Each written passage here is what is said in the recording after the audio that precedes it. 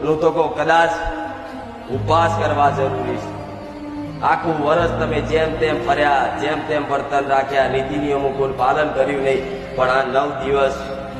કદાચ નીતિ નિયમ જાળવી અને 9 દિવસ કદાચ સંયમતા રાખી થોડું ઘણું કદાચ તપ આપો તમારી માતાને, આ 9 દાડામાં 12 મહિનાનું પૂરું કરી આપશે। આવું મેં 12 મહિના માતાઓ કહેવા નહીં આવતી કે દીકરા તું આ ના કરીશ, તે ના કરીશ, અહીં ના જઈશ, ત્યાં ના જઈશ, પણ 9 દાડા તો હકથી કહે છે કે દીકરા 9 દાડા મારા હાચવી લેજો હો। ખાલી 9 દાડા વધાર નહીં, 9 દાડા ઉપવાસ ના થાય ને, કોઈને એવું હોય કદાચ માં ભૂખ્યું નહીં રહેવાતું, તો માતા એવું કહું છું તમારથી કદાચ ઉપવાસ ના થાય તો બળજબરી ઉપવાસ કરવાની જરૂર નહીં। માતા એવું કહું છું તમે એક ભૂખ્યા રહેશો